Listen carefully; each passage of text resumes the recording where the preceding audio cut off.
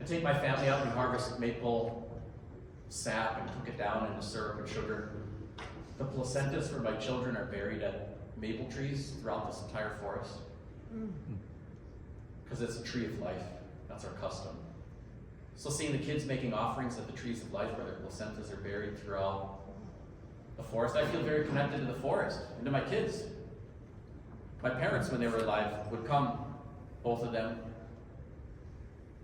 and grandkids out there now. And it's pretty darn beautiful. For the kids before us, like if white people come to our communities, they don't have to sacrifice their whiteness to engage with us, right? Native people shouldn't have to sacrifice their indigeneity to engage with the world.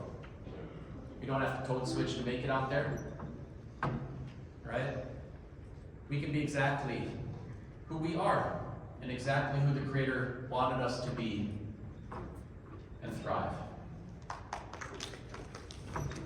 Now think about this kid. It's taken me a while to think about all of the things, to work on the self-forgiveness part, as well as the forgiving of others. And I got to hold him close and love him dearly. And I admire him for knowing that being Anishinaabe was something beautiful, even if he didn't know quite how to express it yet. We can deliver that for all of our kids, of all backgrounds. That's the work.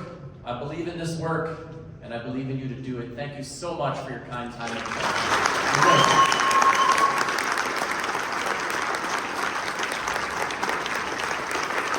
Thank you so much.